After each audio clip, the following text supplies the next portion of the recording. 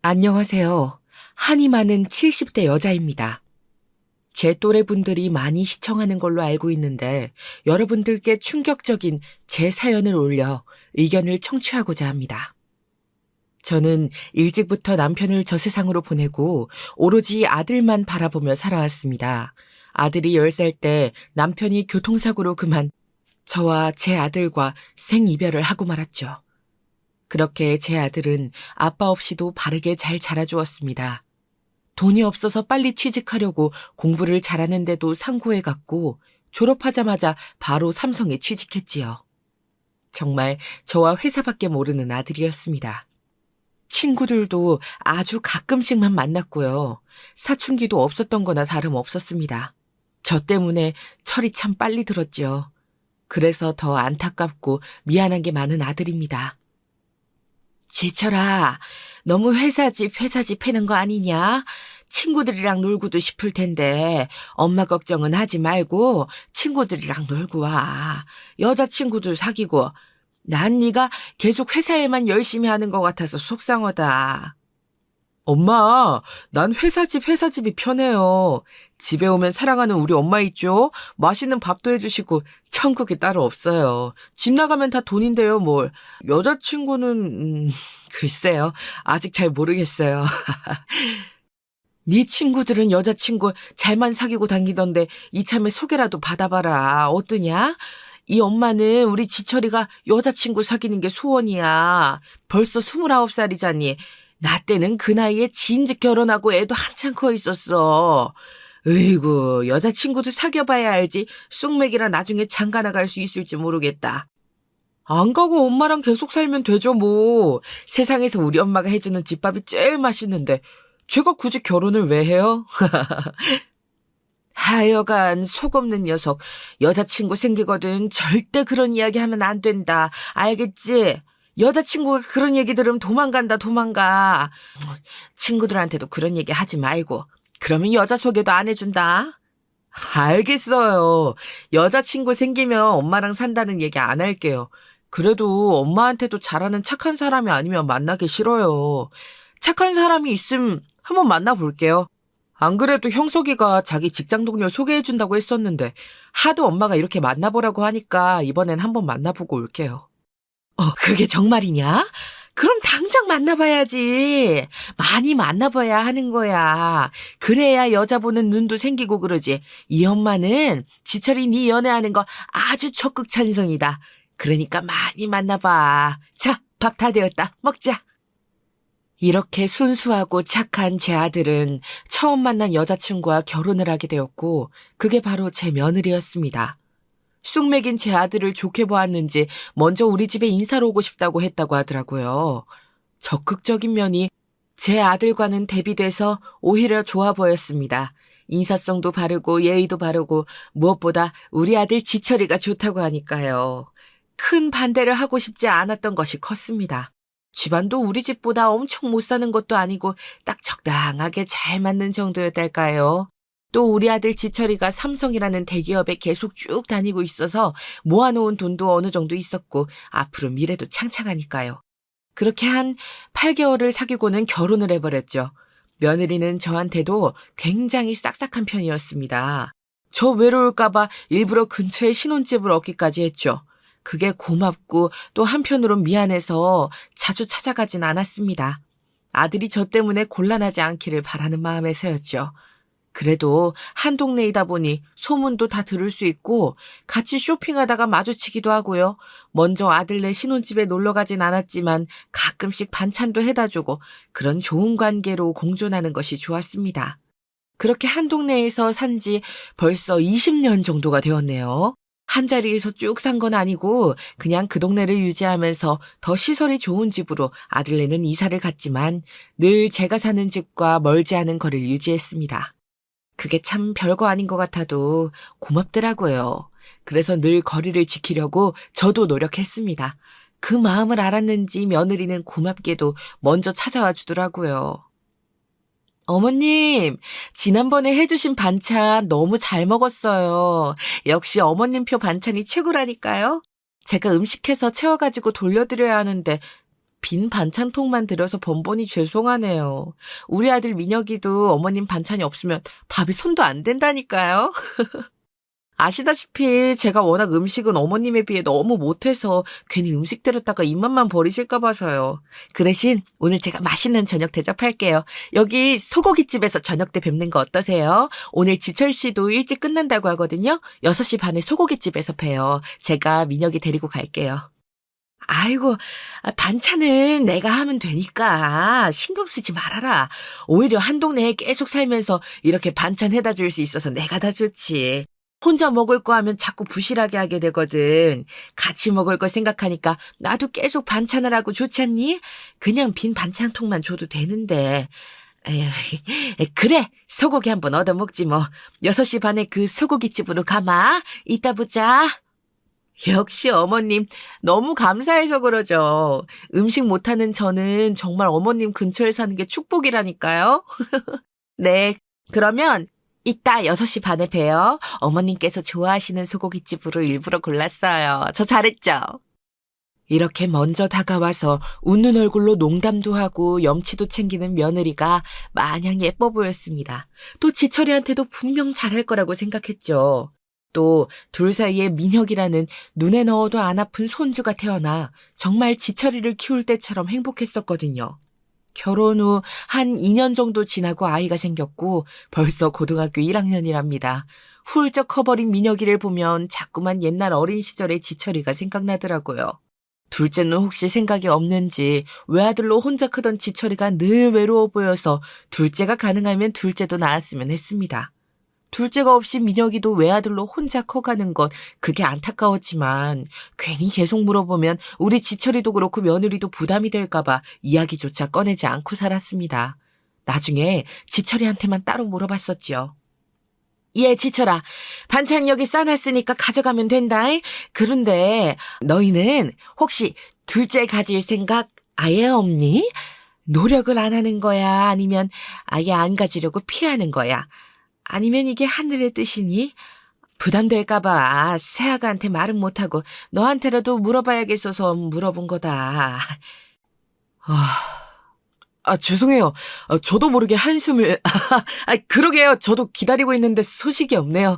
민혁이 혼자 크면 외로울 것 같아서 둘째를 가지고 싶은데 모르겠어요. 저나 아내한테 불임의 원인이 있을 수도 있고 잘은 모르겠네요. 일부러 안 가지려고 하는 건 아니거든요. 저희가 더 노력해 볼게요. 반찬은 잘 먹을게요. 감사해요. 아니다.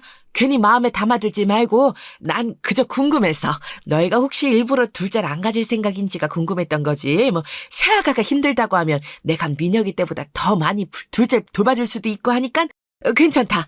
아직 뭐 민혁이도 어리니까. 그러니까 조바심 내지 말고 새아가한테 부담 주지 말고 알겠지? 그럼요. 당연하죠. 엄마도 참. 저 가요. 반찬 잘 먹을게요. 엄마표 반찬이 있어서 살았어요. 아내가 워낙 요리를 못해서. 하지만 요리 빼고 다 잘해요. 저한테도 잘해주고요. 그래, 그거면 됐다. 그게 제일 중요하지 뭐. 음식이 중요하니.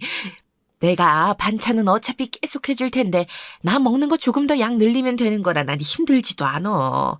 지금까지 쭉 해온 건데 뭐 힘들지도 않다 반찬. 조심히 들고 가.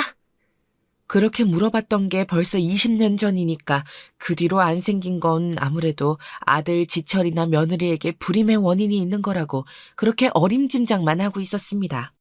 손주 민혁이가 외아들로 크는 게 외롭긴 하겠지만 둘째가 생기는 것도 하늘이 도와줘야 하는 것 아니겠어요. 그렇다고 입양이라도 하라고 제가 먼저 강요하는 건 아닌 것 같더라고요. 둘째가 없는 게 민혁이나 지철이한테 안타까운 일이었지만요. 저도 여러 손주를 보고 싶은 마음이 있었는데 지금은 접었죠. 벌써 저도 어엿한 70대 할머니가 되었는걸요. 손주가 없으니 할머니가 아닐까요? 그렇게 아들네와 가까운 거리에서 살면서 매주 반찬을 해줄 정도로 가깝게 지내면서 만족하면서 살아온 지 20년이 되었습니다. 갑자기 아들이 홀로 세상을 떠나기 전까지였죠. 아들은 남편과 마찬가지로 교통사고로 생을 마감했습니다. 그런데 조금 이상한 점이 있었어요. 백주대 낮에 절대 술을 마시지 않는 성실한 아들이 교통사고로 실려왔을 때 만취 상태였다는 겁니다. 무엇이 우리 아들에게 술을 마시게 한 걸까요? 술을 마시지 않았다면 차에 치이지 않았을까요? 이렇게 허망하게 아들이 쉰도 안 돼서 세상을 등지게 되자 모든 세상이 더덥게 느껴지더군요. 인생이 대체 뭘까?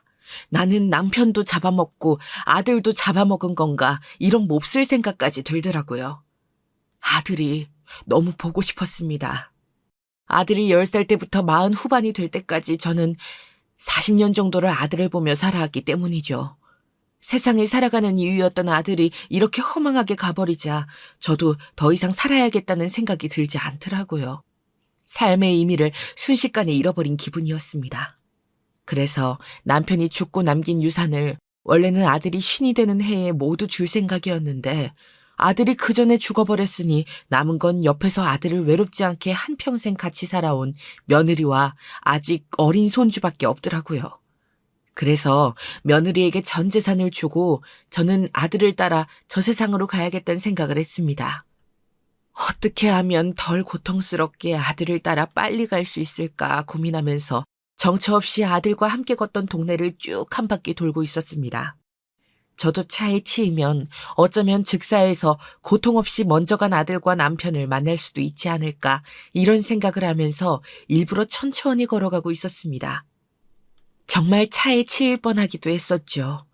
그런데 그 순간 눈이 뒤집어지고 하늘이 노랗게 되는 이야기를 듣고야 말았습니다. 아이고, 저 집 아들 어떻게 죽었는지 자기들 잘 모르지. 너무 짠하다 짠해. 내가 웬만하면 가정사살 얘기 안 하려고 그랬는데 그게 글쎄 그 집 아들이 정말 성실하잖아. 대기업 삼성 근속 연수가 30년이 다 되어간다지. 그런데 와이프를 잘못 만나서 아이고.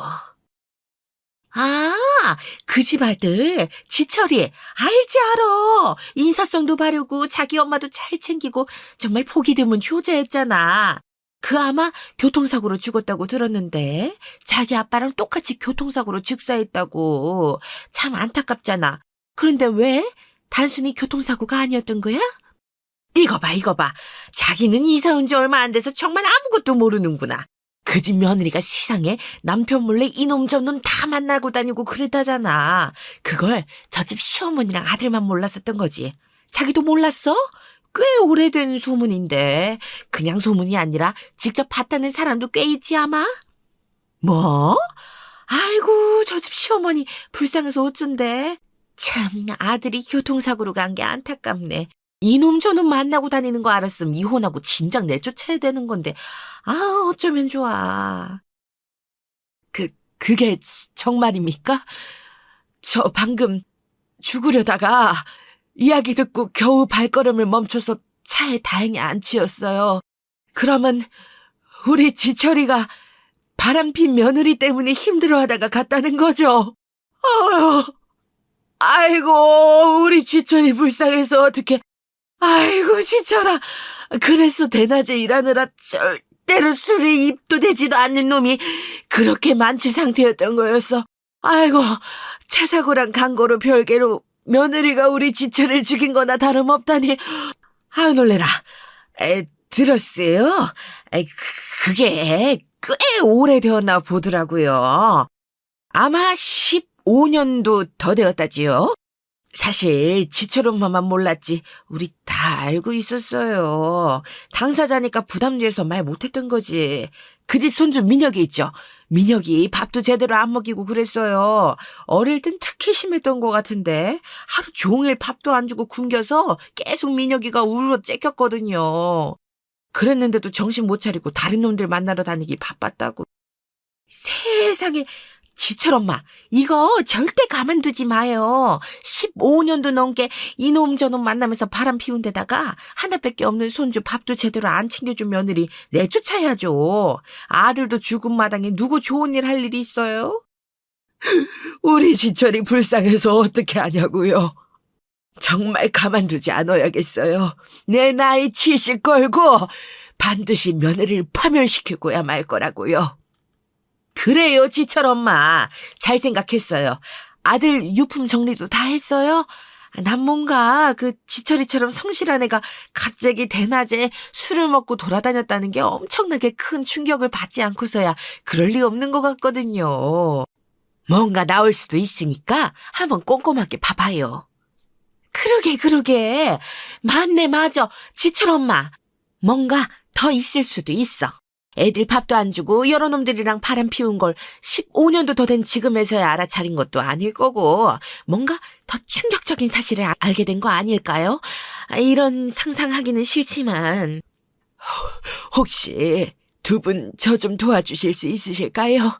너무 다리가 후들거리고 심장이 벌렁거려서 아이고 우리 아들 유품 정리하는 것 좀 도와주세요. 뭐라도 단서가 될 만한 걸 찾아야 되는데 저 혼자서 찾다가 괜히 놓칠까 봐. 그러면 우리 아들 억울해서 안 되잖아요. 아유, 그럼요. 도와야죠. 며느리 없는 시간 맞죠? 지금 빨리 가서 한번 살펴보자고요. 자기도 뭐해? 어디 가야 되는 거 아니면 가서 같이 돕자고. 죽은 사람 소원도 들어준다는 게 이 산 사람 소원은 당연히 들어줘야지. 안 그래도 도와드리려고 했어. 같이 가자. 뭔가 더 나올 것 같아서 따라가 봐야겠어. 가서 지철 엄마가 알아야 될 건 전부 알 수 있도록 샅샅이 한번 찾아보자고. 해? 내 생각에는 아무래도 뭔가 더 있는 것 같아. 그렇게 동네 슈퍼 아줌마 두 분과 함께 아들 유품을 정리하러 아들네 집에 왔습니다. 손주 민혁이도 학교에 가 있을 시간이고 며느리도 자리를 비운 시간이라 딱 좋은 타이밍이었죠. 셋이서 정리한다고 생각하니 든든하더라고요.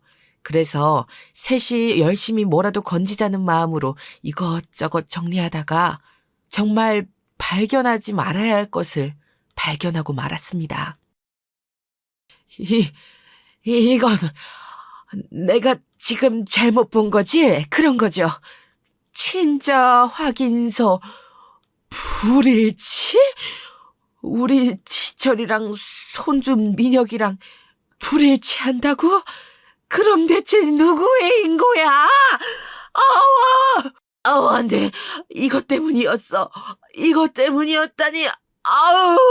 내가 당장 민혁의 밀들에다가 찢어 죽여야. 말도 안 돼. 우리 지철이 불쌍해서 어떡해. 지철 엄마, 아이고, 정말 지철이 불쌍해서 어떻게 해요. 아유, 사람 일이 정말 한치 앞도 모르는 거구만. 그럼 손주가 친손주가 아닌 거네. 이제 어떻게 할 거예요? 그 며느리 내쫓고 손주도 보지 말고 살아야지. 세상에. 지철이 참 안 됐다, 안 됐어. 이것도 있는데? 이리 와서 좀 봐봐요들. 재산 포기서? 이 캐피탈 업체 도박이랑 연결된 곳인데 나 이사 오기 전에 동네 아줌마 남편이 도박에 빠져서 이 캐피탈에서 돈 빌린 서류랑 보면서 완전 울고불고 해서 기억나요. 지철 엄마, 아드님 재산 다 날린 것 같은데 이거 정말 어떡한데요. 손주 민혁이가 지철의 아들이 아닌 것도 모자라서 뭐요? 도박? 도박으로 재산이 다 날라갔다고요? 아이고, 어쩌면 까둑 계속 나오는지 무슨 양파도 아니고 이게 정말 사실이라고? 지철이가 이걸 알고 그렇게 술을 퍼마실 수밖에 없었겠네. 어떻게 맨정신으로 버티겠어. 안 그래요? 지철아. 아이고 우리 지철이 불쌍해서 어떡해. 지철 엄마, 생각보다 너무 심각한데? 이럴 때일수록 정신 똑띠 차려야 되는 거 잘 알죠? 아까 그랬잖아요. 내 나이 70인생 걸고 며느리한테 피해 복수를 하신다면서요. 파멸시켜야죠. 부셔버리고 조져야죠. 아들 눈에서 피눈물 나게 만들었는데 그래서 죽게 만든 거잖아요. 가만히 놔둘 거야? 복수! 그거 하자고요. 그래요. 이건 절대 그냥 넘어갈 수 없는 일이잖아요. 지금 아드님 재산 도박으로 다 까먹은 게 며느리가 맞다면 데려다가 아주 그냥 고문을 해도 모자라죠. 게다가 손주분이 친손주가 아니라니 제가 지철 엄마 복수에 도움이 필요하시면 무엇이든 도울게요. 알면 알수록 정말 도저히 안 되겠네요. 고마워요, 두 분 다. 내 인생을 걸고 내 나이 70을 걸고 며느리를 개박살 내야겠어요. 난 그것도 모르고 아들 따라서 세상 떠나고 며느리한테 내 전 재산 남겨주려고 했었는데 그 재산으로 며느리를 어떻게든 파멸시켜야겠어요. 두고 보세요. 다 산산조각 내버릴 거예요. 도움이 필요하면 요청할게요. 정말 고마워요. 우선은 며느리에게 제대로 된 복수를 하기 전에는 모르는 척하려고 아들의 유품을 다시 정리해두고 왔습니다. 주요 증거가 될 만한 재산 포기각서와 친자 확인서는 가지고 나왔고요. 정말 정신이 아득해져 왔습니다. 하나 있는 손주가 다른 씨였다니 아들 지철이가 얼마나 배신감을 느끼고 슬펐을지 너무 가슴이 아프고 아려오더라고요. 어떻게 이렇게 사람이 파렴치할 수가 있을까요? 당장 드는 생각은 며느리와 며느리 불륜 상대들을 싹 다 잡아다가 찢어 죽여버리고 싶었습니다. 정말 그 정도로 너무 화가 나더라고요. 그들에게 어떻게 하든 제 아들은 절대 살아 돌아올 수 없으니까요. 왜 죄 없는 저희 아들만 고통 속에 죽어가야 했던 걸까요? 너무 화가 났습니다. 그리고 이건 하늘의 뜻이라는 생각을 했죠. 아무것도 모른 제 아들을 따라 삶을 포기하고 죽으려고 했던 저에게 슈퍼 아줌마들의 이야기가 귀에 들어온 건 이대로 죽지 말고 며느리를 벌하라는 운명일 테니까요. 이럴 때일수록 정말 정신을 똑바로 차려야 하더라고요. 어떻게 며느리를 고통 속에 파멸시킬지 고민을 하다가 우선 며느리가 우리 지철이와 결혼을 누리고 있었던 것들을 생각해 보았습니다. 지금 살고 있는 집과 누구의 자식인지도 모르는 손주 민혁이의 양육비, 수년간 탈취해온 지철이의 월급 전부가 우선 떠오르더군요. 심지어 그마저도 도박빚에 집도 이미 넘어간 상태였고요. 그래서 당장 하루아침에 길가에 내앉아도 이상할 게 전혀 없는 상태였죠. 그래서 가장 먼저 그 집을 강제 집행하도록 했습니다. 하루아침에 거리에 내앉게 만든 것이었죠. 저희 집 비밀번호는 바꿔놓았습니다. 함부로 들어와 있게 놔둘 수는 없으니까요. 인터넷에 찾아본 복수하는 법, 결정적인 증거 남기는 법을 열심히 본 덕을 조금 보았습니다.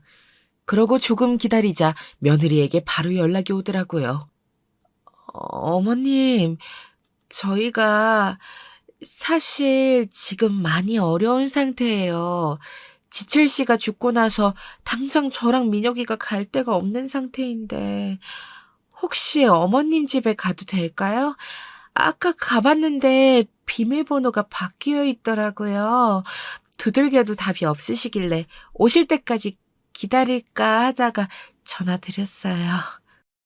정말 뻔뻔하구나. 내가 언제까지 모를 거라고 생각했냐? 민혁이 내 손주도 아닌 애 관심 없다. 우리 지철이 아들이 아닌 거 내가 모를 줄 알았니? 지철이가 친자 검사한 거 다 확인했다. 네가 도박으로 날려먹은 집 문서도 이미 다 봤고 말이야. 그걸 어떻게 어머님께서 알고 계시는 거예요? 지철 씨가 죽기 전에 얘기한 것도 아닐 테고 도대체 어떻게 하신 거예요? 도박빚이 살짝 있긴 하지만 어머님 돈 있으시잖아요. 민혁이 지철 씨 아들로 벌써 17년이에요, 어머님. 갑자기 이러시면 저희는 어떡해요. 제발 죽은 지철 씨를 봐서라도 그 더러운 입으로 우리 아들 이름 함부로 올리지 마라. 가증스러운 건 넌 사람도 아니야. 네가 날려먹은 집에서 나와서 사는 건 당연한 거 아니니? 뻔뻔하게 네가 죽인 거다. 우리 아들 지철이 네가 죽였어. 살려내라고. 어머님, 제가 도박 때문에 재산 날려먹은 것도 맞고 네, 지철 씨 아이가 아닌 민혁이를 지철 씨 아이로 키운 것도 잘못했고 인정하지만 제가 지철 씨를 죽였다니요. 멀쩡한 남편을 제가 왜 죽였겠어요? 죽일 이유가 전혀 없잖아요.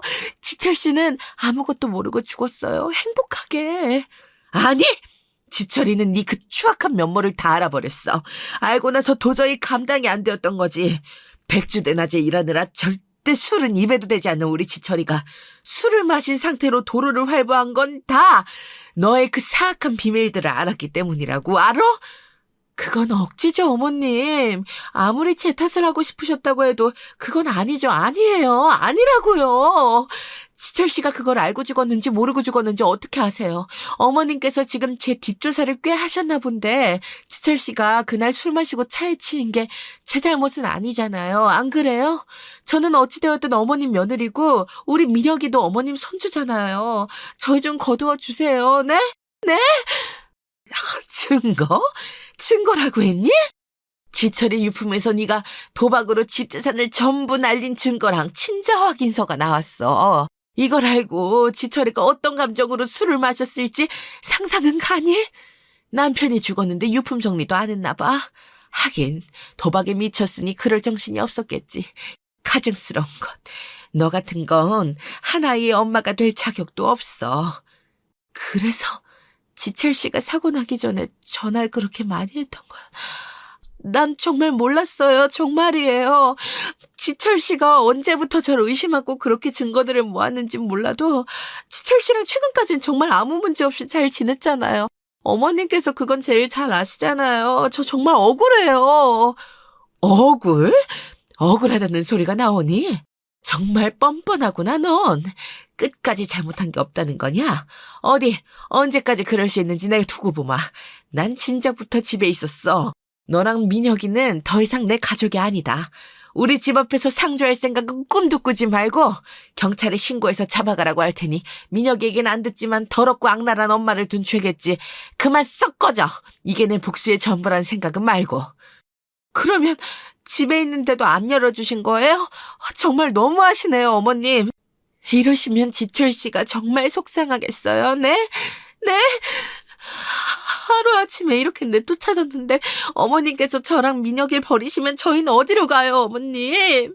그러지 마시고 나와서 이야기해요, 네? 경찰 불렀다. 끌려나가고 싶으면 계속 거기 있어. 네 불륜남들도 같이 신고할 거니까 그렇게 알고 마음대로 해라.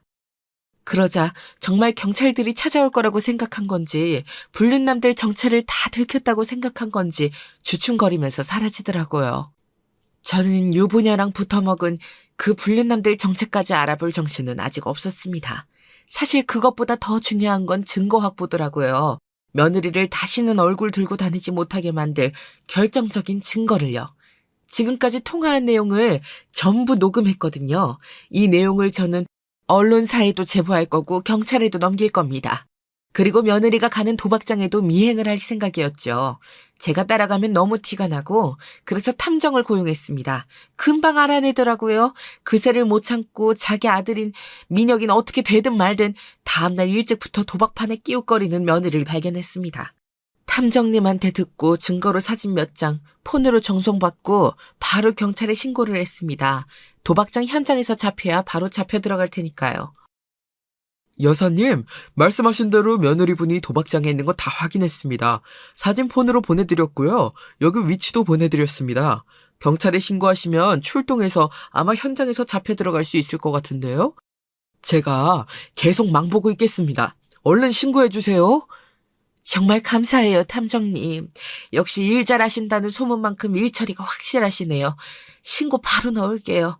며느리가 정말 도박으로 제 아들 재산을 모두 날린 걸 생각하면 경찰을 통해서 깜빵을 보내는 게 아니라 개인적으로 잔인하게 고통스럽게 죽이고 싶은 심정이에요. 아휴, 감옥에서도 금방 나올 것 같아서 분이 안 풀립니다. 더 좋은 방법이 정말 없을까요? 돈은 얼마든지 드릴 수 있어요.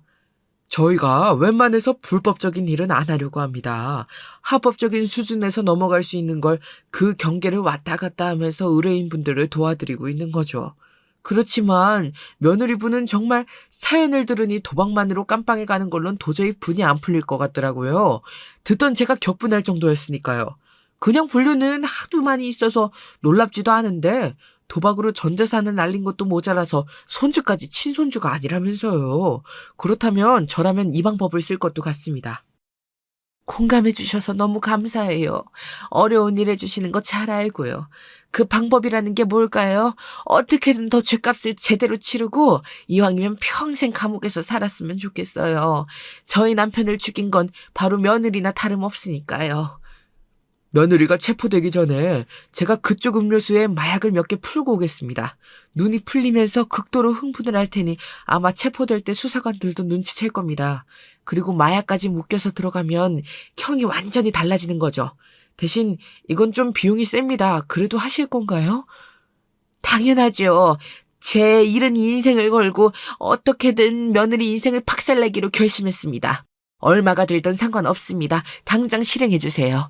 꼭 며느리가 깜빵에서 최대한 오래 살게 해주세요. 부탁드립니다. 알겠습니다. 바로 실행하겠습니다. 신고는 제가 신호드리면 그때 해주셔도 늦지 않을 것 같습니다. 도박장에 한번 들어오면 금방 파하지는 않아서요. 조금만 기다려주세요. 예, 감사합니다, 탐정님. 탐정님만 믿고 기다리겠습니다. 정말 너무너무 감사드려요. 이 이야기는 절대 비밀로 하겠습니다.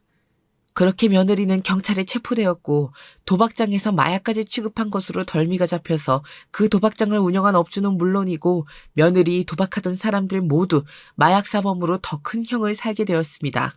당연히 억울하다는 모른다는 표정이었지만 증거가 있으니 억울하다고 소리쳐도 소용이 없었겠죠. 그리고 며느리의 친정에 이 모든 사실을 알렸습니다. 며느리가 도박으로 우리 아들 재산을 전부 탕진하고 수없는 불륜을 계속해서 저지른 데다가 손주 민혁이까지 지철이의 아들이 아니라는 사실을 말이죠.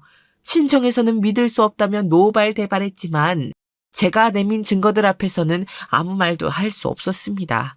전부 사실이었기 때문이었죠. 결국 증거들을 모두 살펴본 며느리의 친정 식구들은 며느리를 버리기로 결심했는지 변호조차 하지 않고 면회도 안 왔다고 하더라고요. 다 자업자득이겠죠. 우리 수정이가 도박에 손을 댔다고요? 그래서 최서방이 번 돈이랑 집, 재산 다 탕진했단 겁니까? 아니, 말이 안 되잖아요. 게다가 민혁이가 친손주가 아니라니요. 민혁이 아빠 아들이지? 그럼 누구 아들이란 겁니까? 사부인, 갑자기 이러시면 저희 너무 당황스럽습니다. 정말 아무것도 모르셨나 봅니다. 딸 잘못 키우신 잘못이 있으니 긴 말 안 하겠습니다. 지금 제가 증거 복사본 가지고 왔습니다. 천천히 살펴보세요. 따님과 통화한 녹음 파일도 있습니다. 직접 실토하거든요. 들어보세요. 뻔뻔하게 내 아들을 죽게 만들고 끝까지 자기는 잘못한 게 없다고 하는 이런 인간 같지도 않은 걸 딸이라고 저희 집에 시집 보내셨습니다. 제 말이 사실인지 아닌지는 직접 보고 판단하시라고요. 지금 따님은 경찰서에서 조사받고 있을 겁니다. 사부인, 대체 왜 이러십니까? 저희 딸은 그런 애가 아닙니다. 뭔가 사부인께서 크게 오해를 하고 오신 것 같은데 그만 고정하시고 잠시 저희 집에 들어와서 이야기 나누시죠. 아니요, 바깥사돈. 죄송하지만 한시도 며느리와 며느리 집안과 엮이고 싶지 않습니다. 정말 아직도 치가 떨리니까요. 따님은 도박판 현장에서 붙잡혀서 경찰 조사를 받고 있습니다. 마약에까지 손을 댄 모양이더군요. 민혁이는 제 손주는 아니지만 바깥사돈과 사부인의 손주는 맞습니다. 그러니 데려다 키워주세요. 민혁이의 존재 자체가 제 아들 지철이에게는 큰 상처이지만 민혁이가 잘못한 건 아니니까요. 제가 드릴 말씀은 이게 답니다. 앞으로 저를 사돈이라고 부르지 마세요. 그럼 이만. 며느리의 친정댁에 찾아가서 모든 걸 이야기하길 참 잘한 것 같습니다. 그래도 민혁이는 할머니 할아버지 손에 제발 잘 자랐으면 좋겠거든요. 제 아들에게는 씻지 못할 상처 그 자체이지만 저는 민혁이를 보면서 옛날에 지철이를 키울 때를 떠올리기도 했었고 민혁이를 보면 지철이가 떠올라서 이제 견딜 수가 없거든요. 감옥에 간 며느리가 민혁이를 제대로 키우는 것은 당연히 불가능한 일이고 친정댁에 있어서 참 다행이란 생각까지 들었습니다. 정말 며느리 곁에 아무도 남지 않게 만들어버린 것이었죠. 계획대로 며느리를 깜빵에 보내고 증거들을 이용해서 우리 아들 지철이와 민혁이의 관계도 아무것도 아닌 것으로 만들려고 했는데 생각보다 참 복잡하더라고요. 그리고 제가 떠나면 어차피 물려줄 사람도 이제 완전히 없는 셈이니까요. 그래서 변호사를 불러서 유서를 썼습니다. 내용은 이랬습니다. 제가 죽으면 제 모든 재산이 며느리나 손주로 되어 있는 민혁이에게 한 푼도 가지 않고 전부 사회에 환원될 수 있도록 하는 것이었죠. 그것까지 해놓고 나니 안심이 되더라고요. 그리고는 마지막으로 저에게 이런 복수를 할 수 있게 해준 동네 슈퍼 아줌마 두 분을 찾아가서 감사 인사를 했습니다. 정말 고마워요. 두 분이 거기서 그렇게 얘기하지 않았다면 저는 아마 진작 이 세상에 없을 겁니다. 우리 아들 지철을 죽게 만든 장본인이 그 사악하고 악랄한 며느리인 줄도 모르고 눈을 감을 뻔했어요. 다시 생각해도 정말 아찔하네요. 같이 아들 유품 정리도 도와주고 정말 많은 도움을 받았네요. 아이고, 우린 할 일을 했을 뿐인걸요. 복수는 잘 끝났어요? 우리 너무 궁금해서 정말 소식 너무 기다리고 있었다고요. 지금 얼굴이 핀 거 보니까 복수를 잘 마친 것 같긴 한데. 정말 고생 많으셨어요. 얼마나 마음고생을 했게요. 이제 진짜 행복해야 돼요. 그거면 돼요. 또 먼저 간 아들이랑 남편 따라간다고 죽을 생각은 하지 말고요. 환하게 웃으면서 살자고요. 복수도 다 시원하게 하신 것 같은데. 사실 그렇게 시원하진 않아요. 마음 같아선 살아 돌아오지 못하는 불쌍한 내 아들 지철이보다 더 고통스럽게 죽여버리고 싶어요. 하지만 내가 그런 죄를 짓는 건 먼저 간 지철이랑 남편이 바라지 않을 테니 법이 테두리 안에서 줄 수 있는 벌을 다 주려고 노력했어요. 도박장에서 현장 검거하고 마약까지 엮어서 제대로 들어가 있어요. 그리고 그 파렴치한 짓을 한 걸 사돈댁에선 정말 아무것도 모르고 있더라고요. 도박에 마약까지 아주 싼것이 가지가지 했네요. 아이고 고생하셨어요. 욕받네요 진짜. 아니 근데 딸이 그 지경이 되도록 정말 사돈댁은 아무것도 몰랐답니까? 말이 되나요? 아유 정말. 내 말이요 내 말이. 아드님 재산도 다 탕진해버리고 도박으로 게다가 마약까지. 어쩐지 제정신으로는 그렇게 못하죠. 그렇고 말고요. 그나저나 사돈댁에서 정말 몰랐다면 충격이 만만치 않았겠는데요. 나였으면 내 자식이어도 당장 내다 버리고 싶었을 것 같아요. 그 사돈댁에서는 어떻게 한다나요? 며느리를 버리다시피 하더라고요. 다행이죠. 며느리를 철저하게 혼자로 만들고 싶었거든요. 우리 지철이를 그렇게 배신감 속에 외롭게 죽어가게 했으니까요. 이놈 저놈 만나고 다닌 것도 정말 죄를 묻고 싶은데 이미 가진 것도 없고 감옥에 들어가 있는 며느리한테 죄목은 추가해도 크게 달라지는 게 없더라고요. 참 헛헛하고 생각이 많아지네요. 그래도 벌을 받게 한 게 어디예요. 정말 대단해요. 잘한 거예요. 70인생 헛살지 않았구만요. 나이가 들면서 그 며느린 아마 평생을 후회할 거예요. 늙어갈수록 주변에 아무도 없고 죄값 때문에 교도소에서 천천히 죽어갈 테니까요. 죽고 싶어도 마음대로 못 죽죠. 살면서 후회해도 후회를 계속할 거예요. 그러니 이제 마음 놓아요. 맞아요. 지금까지도 충분히 잘한 복수예요. 여기서 뭘 더 어떻게 할 수 있겠어요. 가족들까지 다 등 돌리게 한 거면 정말 엄청난 복수죠. 그 피 안 섞인 손주는 어떻게 되었어요? 걔는 아드님한테는 안 됐지만 무슨 죄겠어요. 아휴, 안타까워요. 저도 그런 생각 때문에 사돈댁에서 키워주라고 하고 보냈어요. 어미가 그 모양이라 보고 자라면 안 되잖아요. 그 끔찍한 걸 닮은다면 상상도 하기도 싫으니까요. 우리 아들이랑 혼인한 상태에서 낳은 자식이라 친자가 아니어도 호적 정리하고 이런 게 참 복잡하대요. 그래서 그냥 유산을 사회에 환원하는 걸로 복수를 마치기로 했어요. 난 이제 죽어야죠. 아니, 아직 70이면 죽기 너무 아까운 나이잖아요. 뭘 잘못했다고 벌써 죽는다요? 아우 참, 우리랑 같이 세상 더 재미보다 죽어요. 그렇게 쓸 만큼 다 쓰다가 자연스럽게 가도 되는 거잖아요. 어차피 다 쓰고 죽지도 못할 텐데 그동안 아들한테 물려주겠다고 그 돈 제대로 쓴 적도 없을 거 아니에요. 그러니까요. 먼저 간 남편이랑 아들이 이렇게 빨리 따라오라고 먼저 갔겠어요? 남편이랑 아들 몫까지 더 많이 누리다가 오라고 그런 거죠. 분명히 그럴 거예요. 그러니까 죽는다는 생각하지 마요. 며느리가 감옥에서 괴고생하는 거 지켜봐야죠. 먼저 죽으면 그거 진정한 복수 아니에요. 아시죠? 정말 그럴까요? 남편이 일찍 죽고 10살 배기 우리 아들 지철이 하나 보고 겨우 살아왔어요. 지철이 때문에 지금까지 산 거라고 말할 수도 있죠. 그런데 그런 하나뿐인 내 착한 아들이 며느리 잘못 만나서 죽기 전까지 불륜으로 생긴 남의 애를 키우고 도박으로 재산도 다 탕진하고 그걸 알고 감당하기 힘들어서 술을 마시고 차에 치여 죽어버렸어요. 인생이 참 허망하잖아요. 살아갈 의미가 이제 없는 것 같아요. 그래서 생을 마감하려고 했던 거고요. 그러다가 두 분의 이야기를 듣게 된 거예요. 이번에도 우리 이야기를 듣고 인젠 살아야겠다는 생각을 하면 되잖아요. 복수가 인생의 목표는 아니죠. 복수는 수단일 뿐. 돈 걱정 없이 자유롭게 살아요. 다른 거 생각하지 말자고요. 우리한테 감사 인사하러 와서 이런 이야기를 듣는 것도 그냥 우연은 아닐 거예요. 복수를 다짐하게 되었던 그 순간이 운명처럼 느껴졌다면서요. 그 순간처럼 이번에도 죽지 말고 살라는 운명일지 또 알아요? 그러니까 우리랑 같이 살아요. 죽지 마요. 고마워요. 너무 그러게요. 두 분이 이야기하는 걸 듣고 있으니까 정말 죽지 말고 살아도 되지 않을까? 그런 생각이 드는데요. 두 분 혹시 가고 싶은 여행지가 있으세요? 제가 경비 다 댈게요. 제가 이런 복수를 할 수 있게 도와준 보답으로, 그리고 제 인생의 이 막을 다시 살게 해준 보답으로요. 두 분이랑 같이 간다면 정말 즐거울 것 같아요. 그동안 아까웠던 재산 원 없이 써보고 싶네요. 정말요?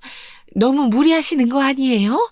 아우, 저야 좋지만 너무 큰 선물이라.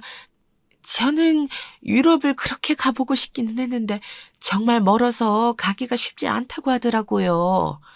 우리가 아니었으면 이 양반 죽었을 텐데. 난 찬성이요. 너무 고맙게 그럼 잘 받을게요. 유럽? 유럽 좋네. 유럽부터 가보자고요. 그런데 우리도 갈 수 있으려나요? 영어도 못하는디.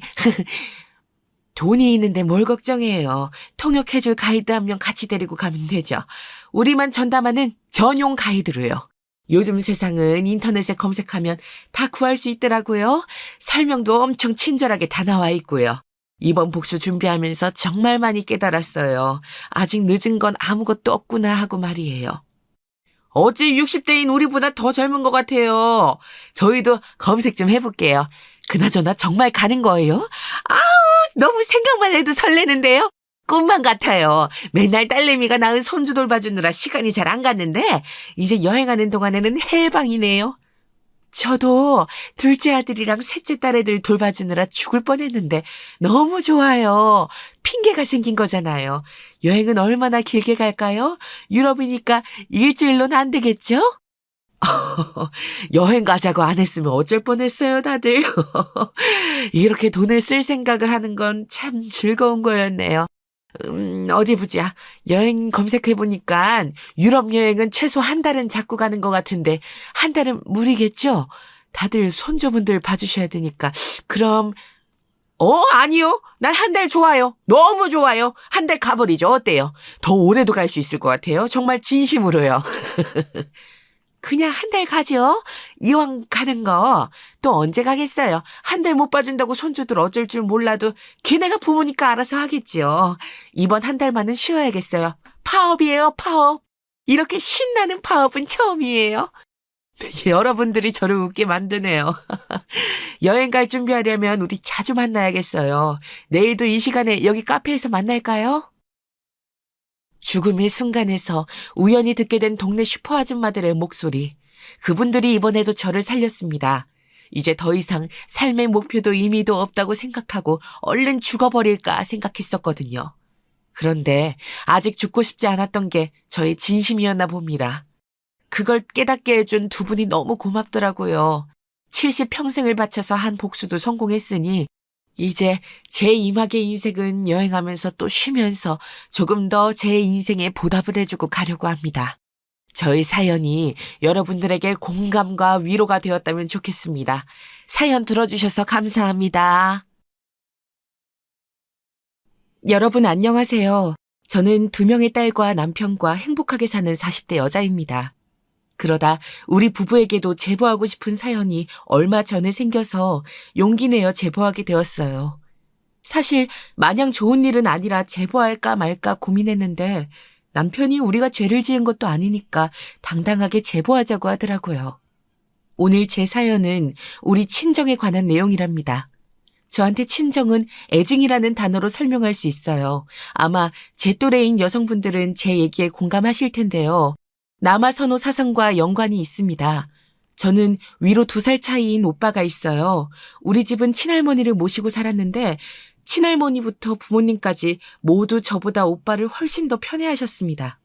그나마 아빠는 저를 챙기셨는데 특히 친할머니가 오빠를 많이 좋아하셨어요. 옛날 분이라 그냥 저는 없는 취급하기도 하셨습니다. 예, 진영아. 할머니가 우리 손자 주려고 시장 가서 도넛 사왔다. 이리 와서 먹어. 아유, 우리 소중한 손자. 날이 갈수록 잘생겼어.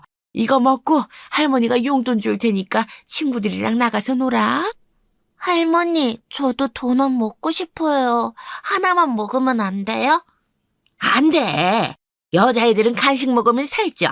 여자는 자고로 마르고 예뻐야 해. 살찌니까 너는 먹지 마. 내가 우리 손자 주려고 사온 건데 어디서 손을 대려고 해. 저리 가!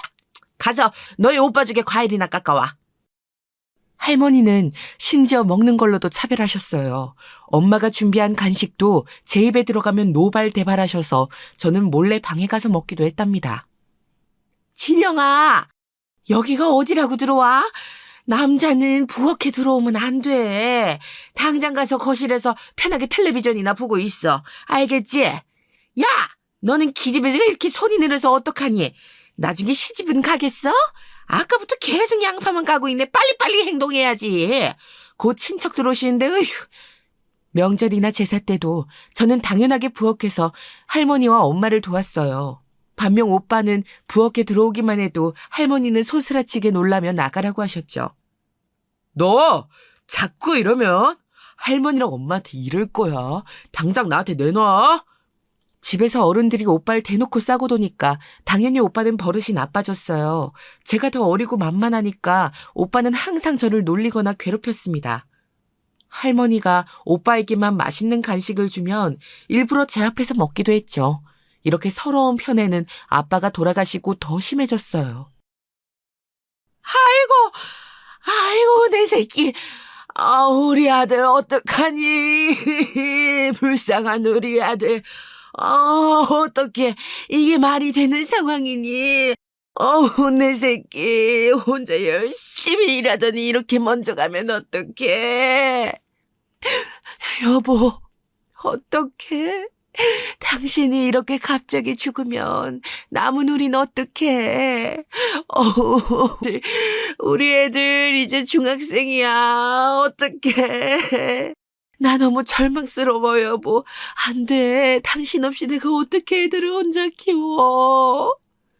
아빠는 공장에서 관리자 역할로 일하셨어요. 그날은 기계가 오작동해서 갑작스러운 기계 결함 때문에 아빠는 하루아침에 돌아가시게 되었습니다. 그때 제 나이가 중학생 1학년이었고 오빠는 3학년이었죠. 아빠의 벌이로 5 식구가 살던 상황이었는데 갑작스러운 아빠의 죽음으로 하는 수 없이 엄마가 나가서 식당에서 일하셨어요. 평범하게 살던 우리가 이제는 평범하게 못 미치는 형편이 되었습니다. 그러면서 할머니는 오빠에 대한 집착이 더 심해졌어요. 가여운 우리 손자. 너를 보면 네 아빠가 떠올라. 우리 아들하고 똑 닮았어. 할머니한테 남은 건 우리 손자다. 내 새끼. 너가 우리 가문의 대를 이어야 해. 알겠지? 아들을 잃은 할머니에게 남은 것은 오직 우리 오빠였습니다. 아빠가 없는 것은 저도 똑같았는데 할머니에게 전 안중에도 없었죠. 제가 진짜 제일 서럽게 생각했던 것은 바로 진로 문제였어요. 학교에서 선생님도 나한테 미술에 재능 있대. 엄마는 오빠 학부모 상담회만 가서 모르지. 나 미술대회만 나가면 상 타는 거 몰라? 그렇게 담임 선생님이 엄마한테 학교 오라고 하는데 어떻게 한 번을 안 와? 지선아, 엄마가 식당에서 일하느라 못 가는 거잖아. 우리 딸이 미술 잘하는 거 엄마도 기뻐. 그런데 우리가 아빠 돌아가시고 지금 집안 형편이 안 좋잖아. 들어보니까 미술이 돈이 많이 필요하다고 하더라고. 지선아, 엄마가 너무 미안해. 우리 지선이한테 미술을 시킬 자신이 없어. 도대체 왜? 엄마, 그렇게 집안 형편이 나한테 투자하기 힘든 거면 오빠도 마찬가지 아니야? 왜 오빠는 나도 한 번을 안 받은 과외를 저렇게 받아? 심지어 과외 받는 오빠보다 내가 공부 더 잘하잖아. 나 너무 서러워. 나도 엄마 자식이야. 시끄럽다. 여자가 뭐가 저렇게 목소리가 커? 그리고 그 망할 놈의 미술. 나도 그러겠다. 이게 뭐라고 아침부터 집안을 시끄럽게 해, 정신사납게. 할머니도 너무해요. 맨날 진영이 오빠만 찾고 제가 더 공부 잘하고 학교에서 사고도 안 치는데 왜 맨날 저한텐 화내고 소리 지르고 신경질만 내세요? 어려서부터 저는 미술에 상당한 재능이 있었어요. 오죽하면 학교에서 선생님들이 나서서 미술 쪽으로 가라고 하실 정도였습니다. 그런데 엄마와 할머니는 그 사실을 알면서도 저를 절대 지원해주지 않았어요. 엄마는 미안하다는 말이라도 하셨지만 할머니는 오히려 저한테 뭐라고 하실 정도였습니다. 심지어 할머니가 어떤 행동을 하셨는지 아세요? 여자애가 무슨 공부나 미술을 한다고 합니까? 얘는 그냥 졸업하면 바로 공장에 취직을 하거나 아무 곳이나 가서 일할 거니까 미술하라고 부추기지 마세요. 자꾸 선생님이 옆에서 바람을 넣으니까 집에 와서 종일 징징대잖아요. 할머니, 여기 학교잖아요. 여기까지 와서 뭐라 하시면 어떡해요. 선생님, 제가 대신 죄송해요. 저도 할머니가 찾아와서 이렇게 난리를 치실 줄은 전혀 몰랐어요. 난리? 난리는 무슨 난리? 네가 답도 없는 우리 집 형편 알면서 집에서 미술 시켜달라고 찡찡대는 게 난리지. 왜 이렇게 철이 없는 거야? 미술은 무슨 미술이야? 할머니는 급기야 학교까지 찾아와서 선생님에게 윽박지르며 말했습니다. 저는 그 모습을 보고 너무 속상하고 서럽고 온갖 감정이 다 밀려왔어요. 지선아, 선생님은 괜찮아. 우리 지선이가 마음이 다치지 않았으면 좋겠다. 지선이 너는 분명히 미술에 재능이 있어. 지선이 네 잘못이 아니니까 너무 마음 아파하지 마. 알겠지? 선생님은 오히려 그런 저를 위로해 주셨죠. 제가 화가 났던 것은 단순히 집안 형편이 좋지 않아 미술 쪽으로 진로를 정하지 못해서가 아니었어요. 바로 오빠와 너무 비교되어 그런 거였습니다. 오빠는 저는 평생 받아본 적 없는 지원을 받았거든요.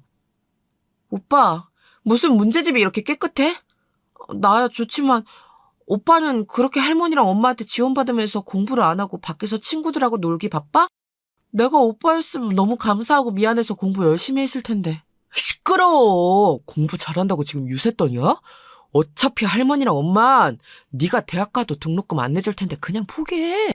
그리고 내가 밖에서 친구들하고 노는 거 네가 뭔데 신경 써. 오빠는 그렇게 없는 형편에 전폭적인 지원을 받았으면서 오히려 밖으로 나돌았어요.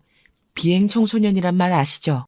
엄마와 할머니가 과외를 붙여주고 문제집을 몇 권을 사주어도 오빠는 거들떠보지 않았습니다. 지원을 전혀 받지 못한 제가 성적이 훨씬 좋았어요. 엄마, 할머니, 나 이번에 반에서 2등 했어요. 선생님이 이대로만 계속 공부하면 서울에 있는 대학에 갈 수 있다고 하셨어요. 다행이죠? 아, 그래? 지선아, 그런데 엄마가 할 말이 있어. 우리 집이 지금 빚도 많고 들어갈 돈이 워낙 많잖아. 그래서 지선이 너가 대학에 입학하면 참 좋지만 등록금이... 아휴. 오빠는 대학 다 떨어져서 재수까지 시켰잖아. 오빠는 돈을 퍼부었는데 실패했고 나는 지원 하나도 안 해줬는데 알아서 대학 가는 거고. 그런데도 오빠한테 줄 학자금은 있고 나한테 줄 돈은 없는 거야? 나는 다리 밑에서 주워왔어? 왜 도대체 맨날 오빠한테만 그러냐고. 시끄럽다. 네 오빠는 우리 가문의 대를 이을 사람이고 너는 출가외인이라 결혼하면 그만인데 너한테 왜 신경을 써야 하는데? 그렇게 공부를 떵떵거릴 거면 장학금 받고 다니든가. 지선아, 엄마가 미안해. 엄마도 지선이 대학 보내고 싶어. 그런데 도저히 지금 2명을 대학에 보낼 형편이 아니야. 뭐가 미안하니? 난 하나도 미안하지 않아. 네 오빠 먹을 고기나 시장 가서 사와. 여자애가 저렇게 시끄럽게 앵앵대고 귀 아파서 뭐. 엄마는 그래도 저에게 미안해 하셨는데 할머니는 전혀 그런 게 없었어요. 이 서러움은 결국 성인이 되어서도 이어졌습니다. 오빠는 대학에 다 떨어져서 재수까지 했는데 저는 대학에 입학은 했으나 다니질 못했어요. 당장 돈이 없어서 엄마가 곤란해하는 것을 알았거든요. 할머니, 저 집 앞에 있는 전문대라도 보내주세요. 그래도 대학 졸업장이 필요하지 않겠어요? 오빠처럼 4년제 대학을 보내달라는 게 아니에요. 2년이라도 대학에 다니게 해주세요. 안 된다. 우리 집 형편을 알면서도 그러니 나 같으면 너희 엄마 불쌍해서 자진해서 공장이라도 들어갔을 텐데 넌 애가 왜 이렇게 철이 없니? 가서 돈을 벌 생각을 해야지. 전문대라도 들어가고 싶었던 저는 할머니에게 빌고 빌었지만 전혀 먹히지 않았어요. 미술에 재능이 있었고 공부도 잘했던 저는 그렇게 대학에 다니지 못했습니다. 결국 다 포기하고 저는 대학이 아니고 집 주변에 있던 신발 공장에 들어가서 일했어요. 공장에 가서도 참 많은 일이 일어났습니다. 첫 번째로는 오빠였어요. 오빠는 집에서 할머니와 엄마가 오냐오냐 키운 탓에 자기밖에 모르던 인간이었거든요. 열심히 엄마가 일한 돈으로 공부를 시켜도 하지 않았고 밖에서 친구들과 어울리기 바빴습니다. 차라리 그럴 거면 건전하게 놀던가 오빠는 사골치고 돌아다녔어요. 엄마, 집안 꼴이 왜 이래? 어디 도둑이라도 들었던 거야? 아니 무슨 집안이 이렇게 난장판이야. 무슨 일이 있었던 거야? 화분도 다 깨지고 이게 뭐야? 말해봐. 지선아, 어떡하니? 어떡해. 진영이가 네 오빠가 도박하느라 사채를 썼나 봐. 아까 사채업자들이 찾아와서 집안 살림을 다 뒤졌어. 어떡하니? 당장 2천만 원 어디서 구해? 할머니는 사채업자랑 싸우다 다쳐서 지금 병원에 있어. 뭐? 지금 오빠는 어딨어? 도박? 사채? 진짜 사람이 어떻게 그래? 왜 이렇게 매번 사고를 치고 돌아다니는 거냐고. 내가 못 살아. 어디를 갔는지 모르겠어. 당장 돈이 없는데 집이라도 팔아서 갚아야 해. 사채업자들이 언제 또 찾아올지 모르잖아. 또 오면 집주인이 분명 뭐라고 할 텐데 차라리 빨리 팔아서 갚고 우리가 이사 가자. 오빠는 제가 그렇게 가고 싶어 했던 대학에 갔으면서 막상 학교에 잘 나가지도 않았습니다. 친구들과 술 마시고 돌아다니기 바빴죠. 경찰서도 얼마나 드나들었는지 몰라요. 저도 파출소와 경찰서에 오빠를 데리러 갔던 적이 한두 번이 아니었거든요. 그런 오빠는 도박에 사채까지 끌어다 써서 사채업자가 집을 찾아오기까지 했답니다. 오빠 네가 제정신이야? 도대체 무슨 정신으로 사는 거야? 내가 오빠였으면 이렇게 안 살아. 고맙게 생각하고 가족들한테 미안해서라도 이렇게 못 산다고. 오빠 때문에 우리 집 팔고 지하 단칸방으로 이사 가잖아. 미안하지도 않아? 야! 그만하라고. 야, 네가 뭔데 나한테 이래. 나라고 그러고 싶어? 자꾸 도박 하는데 그 도박으로 오히려 억대 부자 되는 사람도 있다고. 내 친구 창석이 알지? 걔도 도박으로 집 샀어. 그러니까 좀 기다려봐. 말이 되는 소리를 해. 그러다 우리 진짜 길바닥에 앉게 생겼잖아, 오빠. 제발 부탁이야. 정신 차리고 대학 다녀. 내가 공장 다니면서 월급 다 우리 집 생활비로 쓰잖아. 이렇게 빌게 제발. 내가 알아서 할 테니까 넌 나한테 뭐라고 하지 마. 사채업자들이 찾아오면 그냥 어디 가서 죽었다 그래. 아이씨, 이놈의 집구석. 오빠는 심지어 제가 그렇게 빌고 빌어도 들은 척도 하지 않았어요. 방귀 낀 놈이 성낸다고 오히려 저한테 뭐라 그랬죠. 공장에서 잔업을 하며 열심히 돈을 모아도 그게 다 오빠가 사고치고 돌아다니는 걸 수습하기 바빴어요. 엄마, 나 이렇게는 안 되겠어. 이게 한두 번도 아니잖아. 나도 내 인생이 있고 결혼도 하고 싶어. 이렇게 계속 오빠한테 내가 모은 돈을 쓰면 나는 어떡해? 이번엔 나도 합의금 못 보태. 가족이 좋은 게 뭐냐? 너는 네 오빠가 지금 교도소에 들어가게 생겼는데 그런 말이 나와? 네가 그러고도 동생이야, 당장 돈 내놔. 통장 어딨어? 안 내놔! 내 돈이에요! 제가 몸 어깨랑 무릎 다 상해가면서 열심히 일한 제 월급이라고요. 이걸 왜 도대체 오빠 합의금으로 써야 돼요? 분명 저번에 이번이 마지막이라고 했잖아요. 저 그거 똑똑히 기억하고 있어요. 절대 못 져요! 지선아, 미안해. 한 번만 도와주면 안 될까? 이번에는 진짜 네 오빠 경찰서에서도 안 봐줘. 이대로 교도소 갈 수도 있어. 엄마가 이래서 너한테 갚을게.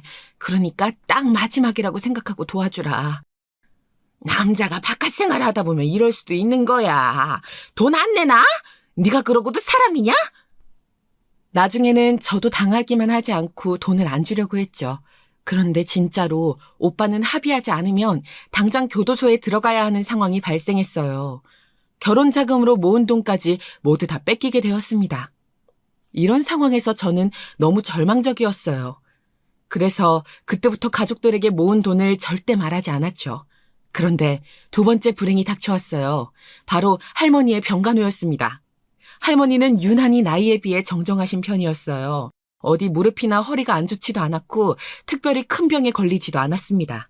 그런데 그러다 할머니가 크게 다치게 된 계기가 있었어요. 지선아, 할머니가 지금 쓰러지셔서 병원에 입원하셨어. 빙판길에 넘어지셨는데 관절을 크게 다치셨어. 어떡하니? 지금 병원으로 올 수 있어? 엄마도 가고 있어. 엄마의 전화를 받고 급하게 병원에 갔더니 할머니는 온몸에 붕대를 감고 누워 계셨어요. 눈이 유난히 많이 온 다음 날이라 길바닥이 꽁꽁 얼어있는 상태였다고 하더라고요. 할머니는 오빠를 위해 고기를 사러 나갔다가 그만 발을 헛디뎌서 쓰러지셨습니다. 아이고, 내 허리야. 무릎하고 발목하고 너무 아파서 정신을 차릴 수가 없네. 아이고, 죽은 내 아들이 꿈에 나왔어. 진영아, 우리 손자 진영이 어딨니? 할머니는 쓰러진 와중에도 오빠를 애타게 찾았어요. 하지만 오빠는 연락두절 상태로 집을 나간 상태라 할머니가 쓰러진 것도 모르고 있었죠. 생각보다 많이 다친 할머니를 가족 중에 누군가가 간호해야 하는 상황이었습니다. 엄마가 할머니 간호를 하려고 했는데 지금 내가 손목이 안 좋아서 잘할 수 있는지 모르겠어. 지선이 네가 어리니까 할머니 옆에서 좀 수발 들어줘. 엄마도 자주 와서 얼굴 볼게. 알겠어. 일단 사람이 우선이니까 그렇게 할게. 그럼 나 공장에 말해야 하니까 엄마가 오늘만 봐줘. 할머니 간호하는 거 힘들어 보이는데 어쩔 수 없지. 오빠 집에 오면 당장 말해. 가족 중 누군가는 반드시 할머니를 간호해야 했고 가장 젊은 제가 당첨되었어요. 오빠는 집에 들어오지도 않았고 엄마도 몸이 좋은 상태는 아니었거든요. 우리 진영이는 어디 가고 네가 있냐? 네 오빠 소식은 아직 없는 거냐? 너무 보고 싶어서 눈물이 나올 것 같아. 우리 진영이 어디 가서 뭐하고 있대냐? 몰라요. 오빠가 연락도 안 되는 상태로 집 밖에서 돌아다니는 게 한두 번인가요? 할머니는 옆에서 이렇게 간호하는 것도 손녀딸인데 계속 오빠만 찾고 싶으세요? 뭐? 누가 너 보고 옆에 있으래? 내가 그러라 그랬어? 네가 자벌적으로 있으면서 나한테 왜 그래? 그럴 거면 너 나가. 나가고 우리 손자 데려와. 데려오라고. 나도 너 보기 싫어. 환자분, 진정하세요. 보호자분, 환자분 진정하셔야 해요. 이렇게 난동 부리면 안 돼요. 할머니를 간호하며 저는 더 서러운 일이 많았어요. 옆에서 거동이 불편한 몸을 도와주는 것은 난데 할머니는 계속해서 오빠를 찾기 바빴거든요. 오빠는 대학은 다니지도 않았고 열심히 밖에서 나이트를 가거나 놀기 바빴습니다. 이런 가정 형편에서 저에게 한 줄기 빛이 나타났어요. 지선씨, 많이 기다렸어요? 내가 최대한 빨리 오려고 했는데 늦은 건 아니죠? 기다리게 해서 미안해요. 우리 맛있는 거 먹으러 가요. 준석 씨, 아니에요. 저도 온 지 5분밖에 안 됐어요. 일단 조금 진정하고 천천히 가요. 제가 알아보니까 여기 식당이 그렇게 맛있다고 하더라고요. 저기로 가요. 바로 저에게도 드디어 남자친구가 생겼습니다. 이름은 김준석이었고 친구의 소개로 만나게 되었어요. 준석 씨도 저도 서로 첫눈에 보자마자 이 사람이다 싶어서 만난 그날 사귀게 되었습니다. 남자친구는 이런 힘든 상황에서 오로지 저만 바라보며 다정하고 헌신적이었어요. 지선 씨에게 그런 사정이 있는 줄은 몰랐어요. 워낙 밝고 많이 웃어서 이런 속사정이 있을 줄은 상상도 못했거든요. 제가 지선 씨였으면 너무 힘들어서 다 때려치우고 도망갔을 거예요. 저도 마음 같아서는 이 지긋지긋한 집을 떠나서 새 출발을 하고 싶어요. 아무도 모르는 곳에서 새 인생을 시작하는 거죠. 상상만 해도 즐거운데요? 사실 엄마만 아니었으면 이미 이 집을 떠났을 거예요. 우리 엄마의 인생이 너무 불쌍해서 아직 제가 이렇게 붙어 있는 거죠. 지선 씨는 마음씨가 곱고 예뻐요. 저였으면 이미 성인이 되자마자 집을 나갔을 거예요. 오빠도 참 양심이 어디 간 건지. 그러면 안 되는 건데, 그렇죠? 그렇게 말해줘서 고마워요. 제가 살면서 누구한테도 의지하지 못했는데 처음으로 이렇게 타인에게 의지하게 되었어요. 준석 씨를 만나기 전에는 무슨 정신으로 살았는지 모르겠어요. 실제로 남자친구는 저에게 아주 큰 힘이 되어주었어요.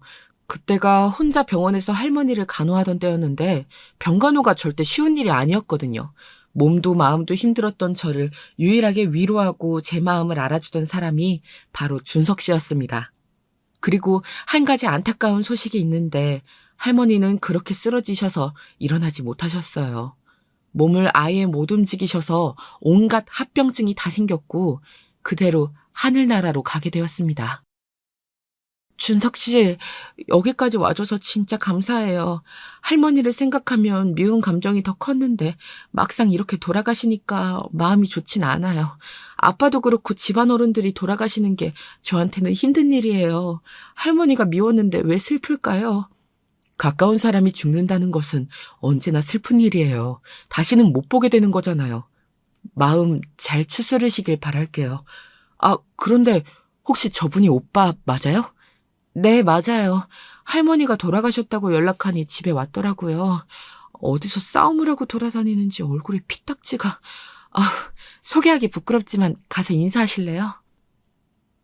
준석 씨는 할머니의 장례식장에도 와주었어요. 오빠는 상주 노릇을 제대로 하지 않고 본인 친구들과 술을 마시기 바빴습니다. 그런 오빠 대신 장례식장 일을 나서서 했던 것은 바로 준석 씨였어요. 지선아, 네가 남자 하나는 정말 잘 만났다. 저런 사람하고 결혼해야 고생을 하네. 알지? 우리 딸 남편이 저 사람이라고 생각하니까 엄마는 마음이 놓여. 엄마는 그런 준석 씨를 보고 저에게 꼭 놓치지 말라고 하셨죠.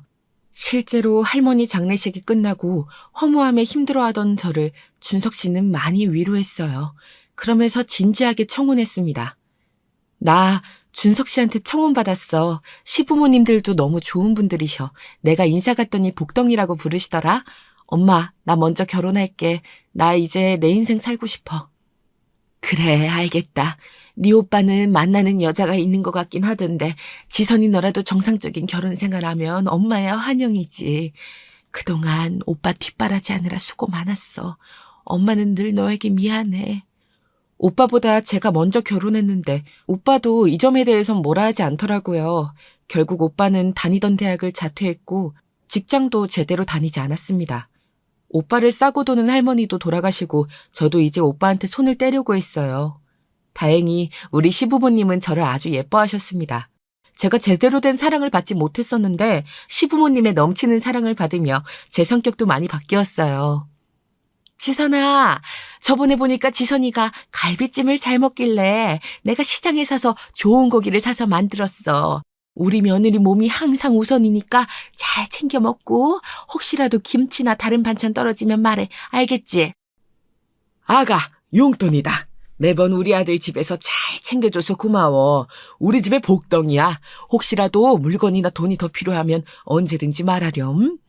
제가 다른 복은 몰라도 시댁과 남편복 하나는 타고났거든요.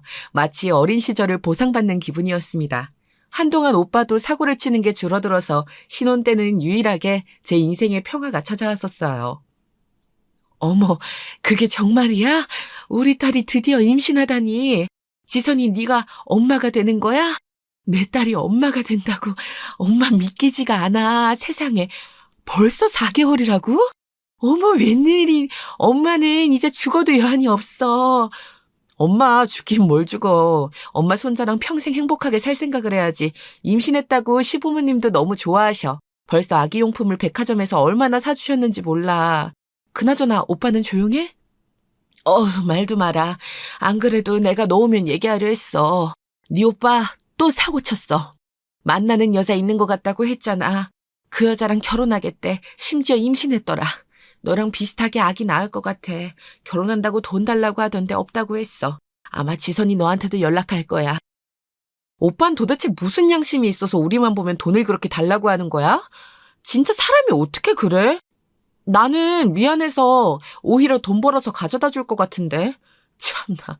나 오빠 연락 안 받을 거니까 그렇게 알아. 평화롭던 신혼생활이 지나고 저는 임신하게 되었어요. 제 임신 소식에 시부모님과 친정엄마는 매우 기뻐하셨죠. 그런데 오빠는 그새를 못 참고 또 사고를 쳤더라고요. 엄마의 귀띔이 있어서 저는 오빠에게 연락이 와도 일부러 받지 않았습니다. 오빠가 저한테 연락하는 목적은 오로지 돈이었거든요. 그래서 오빠의 연락은 피한 채로 출산까지 하게 되었습니다. 아가, 지선아, 고생했어. 우리 지선이를 똑 닮은 예쁜 딸이네. 지선이같이 크면 얼마나 좋을까. 아이고, 웃는 것 봐. 아우, 너무 예쁘다. 어머님, 안아보세요. 이렇게 안으시면 돼요. 네, 예쁘죠? 제가 보니까 눈은 남편하고 똑같아요. 예쁜 건 다 우리 지선이 닮았지. 낚느라 고생했어. 안정을 취해야 하니까 어서 누워. 출산하고 역시 시부모님은 저를 잘 돌봐주었어요. 친정엄마가 힘들까봐 일부러 친정에서 조리하지 않고 집에서 했는데 시부모님이 많이 도와주어 다행이었습니다. 그러다 제가 아기를 데리고 친정에 갔는데 저는 너무 깜짝 놀랐어요. 제가 출산하고 조리하느라 정신이 없어서 엄마와 제대로 연락하지 못했는데 웬걸? 집에 갔더니 오빠네 부부가 우리 집에서 산후조리를 하고 있었습니다. 야! 너 애가 도대체 연락을 안 받아. 일부러 내 연락 피한 거야? 진짜 가족이라고는 우리밖에 없는데 이래도 되는 거야? 네 새언니야. 인사해. 결혼식은 나중에 올릴 거야. 같이 살기로 했으니까 이제 가족이야. 오빠, 이게 무슨 짓이야? 우리 엄마 손목하고 허리 안 좋은 거 몰라? 엄마한테 애를 저렇게 다 맡기고 싶어? 네가 그러고도 자식이니? 양심이 어딨어? 나 엄마 걱정해서 일부러 아기 안 맡겼는데 진짜 오빠 너무한다. 뭐? 너 장난해? 말 다 한 거야? 내가 뭘 너무해. 자식 낳아서 대를 잇는 위대한 일을 했는데. 너 그럼 하늘에서 할머니가 보고 욕한다. 제발 하늘에서 봤으면 좋겠어. 오빠는 어렸을 때부터 자기만 알잖아. 엄마 고생하는 거 뻔히 알면서 그러고 싶니? 세연이도 도대체 몇 살이야? 나보다 더 어려 보여. 저 23살이요. 그래도 제가 학년은 위 맞죠? 남편이 그러던데. 아무튼 반가워요. 저는 오빠네 부부를 보고 할 말 잃었어요. 결혼식도 올리지 않고 아기를 낳자마자 집으로 온 오빠도 이해가 가지 않았고 어린 나이에 임신해서 시댁에 사는 새언니도 이해가 가지 않았습니다. 지선아, 너무 그러지 마. 엄마는 괜찮아. 우리 딸 아기 낳느라 고생했어. 엄마가 대신 미안하다. 네 오빠가 갈 곳이 없다 그러는데 차마 내쫓지 못하겠어. 저러고 몇 년 뒤에 분가하기로 했으니까 괜찮아. 오빠가 과연 나갈까? 절대 안 나갈걸. 저러고 그냥 엄마랑 같이 사는 거지. 아이고, 내가 진짜 오빠만 보면 한숨이 푹푹 나와. 어떻게 저렇게 사람이 양심이 없을 수가 있어? 오빠네 부부는 정작 아무렇지도 않게 자기 집처럼 행동했어요. 들어봤더니 새언니는 무슨 어디 노래방에서 만났다고 하더라고요. 당연히 제대로 된 직장에 다니지 않았고 무직이었습니다. 오빠도 어디 불법적인 일을 하는 것 같았는데 정확히 알고 싶은 마음도 들지 않았어요. 아예 오빠네 부부와 엮이고 싶지 않았죠. 그런데 확실히 엄마와 같이 사니까 자꾸 연락이 왔습니다. 지선아, 혹시 남는 기저귀나 용품 있니? 우리가 사려고 했는데 무슨 분이랑 기저귀 값이 이렇게 비싸. 남는 거 있으면 좀 줄래? 미안하다. 사려고 해도 너무 비싸서. 알겠어. 내가 이따 오후에 가지고 집으로 갈게. 오빠는 도대체 자기 자식이 기저귀도 없는데 집에서 뭐 하는 거야? 나가서 막노닥이라도 하라 그래. 공장이라도 들어가서 돈을 벌어오라 하라고. 어제 보니까 일하러 나가더라. 그래도 네 오빠 아기 있다고 나름 일하니까 너무 뭐라고 하지는 마. 이따 집에 와서 눈치 주지 마. 알겠지? 엄마가 대신 미안해. 엄마가 대신 미안할 일이 어딨어. 엄마한테 생활비도 안 주지. 내가 엄마한테 몰래 준 용돈들 절대 티내지 마. 그거 알면 또 나한테까지 돈 빌려달라고 하니까. 알겠어. 엄마가 절대 말 안 할게. 이따 오면 엄마가 맛있는 밥 해줄 테니까 먹지 말고 와. 미안하다. 오빠는 나가서 일하긴 했는데 그 벌이가 시원치 않았어요.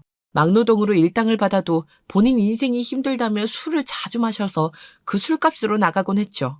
사실 오빠와 새언니만 생각하면 저도 지원해주고 싶지 않았습니다. 그런데 아무 죄도 없는 조카와 우리 엄마를 생각하니 자꾸 돈을 챙겨주게 되더라고요. 여보, 당신한테 너무 미안해. 내가 당신이 이렇게 아버님하고 힘들게 회사 운영하면서 번 돈을 자꾸 친정에 가져다 주잖아. 우리 엄마도 항상 당신에게 고맙고 미안하대. 내가 시댁에 더 잘할게. 너무 고마워. 여보, 나는 괜찮아. 그냥 당신하고 우리 딸이 건강하고 행복하면 그걸로 된 거야. 그리고 우리가 상대적으로 여유 있게 사니까 우리가 베풀자. 남편에게도 한없이 미안하고 고마웠습니다. 시아버지와 남편은 작은 소기업을 운영했는데 새벽부터 나가서 일했거든요. 얼마나 고생하는지 아는 저는 미안한 마음뿐이었어요. 그래서 시댁에 더 잘하려고 애썼습니다. 어머, 지선아, 감동이다. 내 생일이라고 이렇게 직접 케이크를 만들었어? 나 진짜 살면서 이런 거 처음 받아봐. 며느리가 들어오더니 이런 호강도 하고 세상에 눈물이 나오네. 에이, 어머니, 제가 앞으로 더 잘할게요. 그러니까 울지 마세요. 저야말로 결혼하고 인생이 아예 바뀌었어요. 이런 사랑을 받아도 되는 건지 오히려 제가 더 감사해요. 시부모님 생신이 되면 저는 케이크도 직접 만들고 미역국도 끓이고 최선을 다했습니다. 이 밖에도 자주 모시고 여행도 다녔고 시댁 행사가 있으면 절대 빠지지 않았어요. 친정에 얼마나 많은 도움을 주는지 아니까 저도 갚고 싶었죠. 이런 제 속도 모르고 오빠는 심지어 우리 부부에게 돈을 빌려달라고 당당하게 말한 적도 수도 없이 많아요. 오빠는 나한테 돈 빌려달라는 말 말고는 할 말이 없어? 도대체 사람이 왜 그래? 내가 무슨 누르면 돈 나오는 자판기야? 양심이 어딨니? 저번에 내가 준 돈은 어디다 썼어? 나도 남편한테 말하는 거 민망해. 이제 줄 돈 없어. 야, 내가 나 혼자 먹고 사냐? 너는 남편 잘 만나서 호화롭게 사니까 안 그래도 되겠지. 그래, 너 잘났어. 어? 근데 내가 혼자 사냐고. 엄마 모시고 사는 거 몰라? 나도 힘든데 나한테 왜 그래? 오빠, 말 잘했네. 엄마 병원에 데리고 가고 엄마 병원비 결제하는 건 누구야? 그거 다 우리 남편 돈이잖아. 매번 병원에 데려가고 데리고 오는 것도 나야. 새언니 도대체 집에서 뭐 하는데? 혼자 집에서 놀고 먹잖아. 네 새언니가 몸이 안 좋은 걸 어떡하냐? 우리도 다 사정이 있다고. 나라고 이렇게 살고 싶어서 살아? 섭섭하게 왜 이래? 우리 그래도 피를 나눈 남매잖아. 어려울수록 돕고 살아야지. 어린 나이면서 뭐가 그렇게 몸이 안 좋아. 우리 엄마도 몸 안 좋은데 혼자 아기 보고 있잖아. 오빠랑 새언니는 아기 낳아놓고 그렇게 나 몰라라 엄마한테 맡기는 게 말이 된다고 생각해? 아, 몰라. 모른다고. 됐고, 오늘 안으로 나 400만 빌려줘. 아, 급한 거야. 이거 못 갚으면 또 사채업자들 몰라온다고. 이번이 진짜 마지막이니까 제발 한 번만 도와줘. 어? 네 오빠 사채업자한테 맞아 죽어. 제발. 오빠, 그냥 이제 사채업자한테 맞아 죽어라. 나도 더는 힘들어. 아, 왜 이렇게 나를 힘들게 해? 오빠의 돈 부탁은 지긋지긋했어요. 저도 당연히 도와주고 싶지 않았는데 엄마와 같이 사니까 사채업자가 찾아오면 그걸 감당하는 것도 바로 우리 엄마였거든요. 그래서 이를 악물고 돈을 보냈습니다. 그러면서 엄마를 제가 모시려고 준비 중이었어요. 도저히 오빠 부부와 더 엮이고 싶지 않았거든요. 남편과 긴 상의 끝에 엄마를 데려오려고 했고 남편도 다행히 제 편을 들어주었습니다. 그런데 갑자기 어떤 사건이 발생했어요. 어떡해요. 제가 잠깐 시장에 다녀왔는데 어머님이 사라지셨어요. 어머님이 저번에 치매라고 하셨는데 이렇게 빨리 증상이 나빠질 줄은 몰랐어요. 열심히 찾고 있는데 안 보여요. 그게 무슨 소리예요? 그리고 우리 엄마가 치매라고요? 도대체 무슨 일이 있던 거예요? 제가 시부모님 모시고 한 달 여행 다녀온 사이에 이런 일이 발생했다고요? 우리 엄마 마지막으로 본 게 언제예요?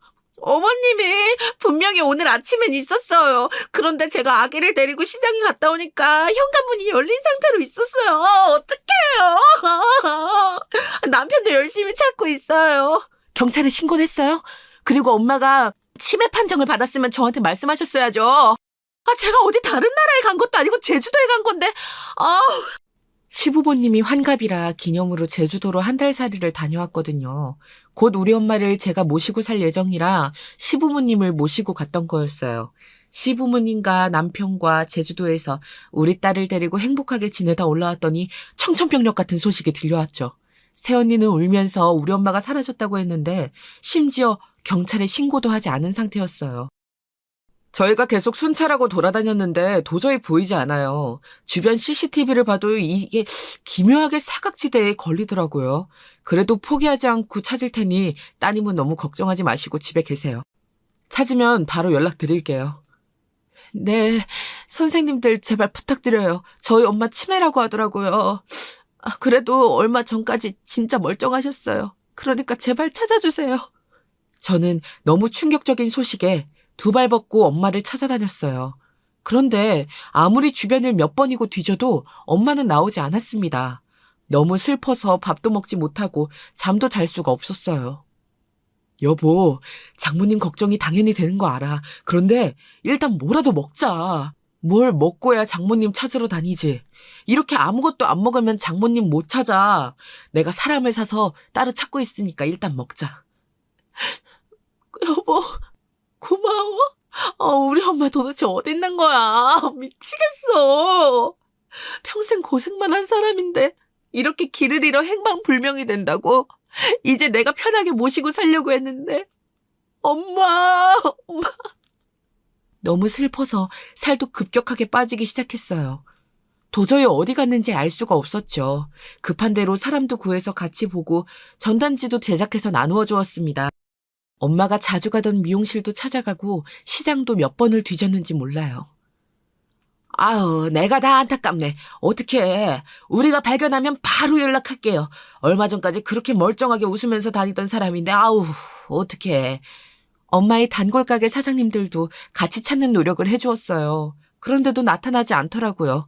날이 갈수록 엄마에 대한 걱정은 늘어갔습니다. 우리 엄마 도대체 어디 가신 거야? 지선아, 어떡하지? 오빠, 진지하게 말해봐. 진짜야? 새언니를 의심하는 건 아닌데 진짜 오빠는 엄마 마지막으로 본 게 그 전날 밤이야? 그렇다니까. 난 새벽에 일하러 가서 전혀 몰라. 나도 이럴 줄 알았으면 우리 집 앞에 감시 카메라라도 달아놓을 걸 그랬어. 그리고 네 새언니 그렇게 나쁜 사람 아니야. 그러니까 그런 의심하지 마. 저는 지푸라기라도 잡는 심정으로 남편과 시간만 나면 밖을 돌아다녔어요. 남편도 회사 일을 뒤로하고 우리 엄마를 찾는 데 신경 썼죠. 이때 생각만 하면 남편에게 얼마나 고마운지 모릅니다. 제가 너무 엄마를 생각하니까 꿈에 아빠가 나올 정도였습니다. 딸, 지선아, 네 엄마 살아있어. 조금만 더 기다려. 네 엄마 죽지 않았어. 아빠는 꿈에서 저에게 엄마가 살아있다고 말해주었어요. 식은땀을 흘리며 일어나니 남편이 무슨 일이냐고 묻더라고요. 그날은 뭔가 이상한 기운이 계속 들었어요. 남편과 또 종일 주변을 돌아다니다 집에 왔는데 갑자기 그 순간이었습니다. 띠리링 하는 소리와 함께 제 핸드폰이 울렸어요. 그런데 핸드폰에 뜬 번호는 바로 제 엄마였어요. 사실 제가 엄마에게 이런 일이 일어날 줄 모르고 핸드폰을 하나 더 사준 적이 있어요. 오빠의 연락을 받지 않으려고 몇 년 전에 몰래 엄마랑만 연락하려고 샀던 핸드폰이었어요. 그 번호가 뜨자 저는 소스라치게 놀랐습니다. 엄마, 엄마? 엄마 맞아? 엄마야, 여보세요? 지선아, 엄마야, 엄마, 지선아. 잠시만, 지금 배터리가 없어. 이것도 겨우 몰래 하는 거야. 이 사람들은 내가 핸드폰 몰래 갖고 있는지 몰라. 그게 무슨 소리야? 엄마, 이 사람들이라니 자세히 얘기해봐. 엄마, 내가 얼마나 찾았는지 알아? 엄마, 도대체 어디 있는 거야? 엄마, 내가 시부모님 모시고 제주도 간 사이에 치매 판정 받았다며. 나는 그것도 모르고. 지선아, 엄마 치매 아니야. 그거 다 조작이야. 너희 오빠랑 새언니가 짜고 나를. 시간이 없다. 밖에 누가 있는 것 같아. 엄마가 이거 보낼 테니까 봐. 엄마, 여보세요? 엄마! 엄마는 시간이 없다며 급하게 전화를 끊었어요. 그리고 잠시 후에 제 핸드폰으로 어떤 영상 하나가 도착했습니다. 남편과 저는 둘이 소파에 앉아 영상을 재생했는데 저는 너무 놀라서 핸드폰을 떨어뜨렸어요. 이게 뭐야? 이거 정신병원이잖아. 장모님이 왜 여기 계셔? 여보, 일단 정신 차려봐. 아니, 이게 뭐야? 세상에 이런 일이 있어? 난 충격적이라 믿을 수가 없어. 여기 누가 봐도 정신병원이야, 여보. 이게 말이 돼? 남편의 말대로 엄마가 보낸 영상은 바로 정신병원에 입원한 엄마의 증거 영상이었어요. 환자들은 흰색 환자복을 입은 상태로 움직이지도 못하고 묶여 있었죠. 영상 속에는 엄마가 멀쩡하게 말하는 모습도 있었어요. 선생님, 저 치매 아니에요. 그리고 정신도 멀쩡해요. 아들 말고 딸도 있어요. 딸한테 연락하게 해주세요. 돈도 많이 낼게요. 여기서 꺼내주세요. 제발요. 저 치매 검사 다시 받을게요. 아니요. 이미 아드님하고 며느리가 와서 다 증언하고 돈도 결제했어요. 그러니까 환자분은 여기서 못 나가요. 포기하세요. 저는 진짜 어디 아픈 곳이 없어요. 진짜로 저 정상이에요. 의사 한 번만 보게 해주세요. 우리 딸이랑 전화 한 통만 제발요. 조용히 하세요. 자꾸 그러면 또 묶을 거예요. 아우 시끄러. 영상 속의 엄마는 너무 멀쩡한 상태였어요. 치매라고는 볼 수 없었죠. 엄마는 이 핸드폰을 몰래 몸에 숨기고 여러 영상을 찍은 상태였습니다. 여기가 어딘지 알고 싶었는데 아무리 봐도 주변에 산밖에 없더라고요. 나무만 보이는 영상을 보고 결국 저와 남편은 경찰을 불렀습니다. 세상에 이런 일이. 부모를 이렇게 정신병원에 억지로 넣는 자식들이 요즘 많아요. 등잔 밑이 어둡다고 따님은 이렇게 애타게 엄마를 찾으셨는데 범인은 아들이었네요. 경찰과 함께 정신병원으로 들어가니 엄마가 보였어요. 엄마는 저를 보자마자 오열하기 시작했습니다. 저도 당연히 그런 엄마를 붙잡고 한참을 울었어요. 치선아, 치선아, 아이고 내 새끼, 엄마 치매 아니야. 네 새언니랑 오빠가 다 조작한 거야. 내가 몰래 준 돈을 들켰거든. 그거 달라길래 절대 안 된다 그랬더니 자기들끼리 이렇게 짜고 나를 정신병원에 넣었어. 이게 다 돈 때문이야. 내가 그럴 줄 알았어. 그 미친 인간들. 엄마, 걱정하지 마. 나랑 남편이 책임질 테니까 엄마는 이제 우리랑 같이 살면서 행복하게 살자. 그 돈들은 남편이 알아서 할 거야. 장모님, 고생하셨어요. 이게 다 무슨 일이에요, 세상에. 아무리 그래도 자기한테 헌신한 엄마를 이렇게 정신병원에 가둘 수가 있나요? 알고 봤더니 엄마는 제가 몰래 준 돈을 옷장에 넣어놨었대요. 그걸 새언니가 돈이 없어서 집안을 뒤지다 발견했고 오빠와 함께 돈을 달라고 했었나 봐요. 엄마는 당연히 거절했는데 거절하니까 둘이 돌변해서 짜고 엄마를 몰래 차에 태워 감금했다고 했습니다. 야, 이 망할 놈아. 네가 그러고도 인간이냐? 어릴 때부터 너밖에 몰랐던 엄마를 이런 식으로 대? 사람이면 이러면 안 되는 거지. 도대체 사고를 얼마나 치고 다니길래 이래?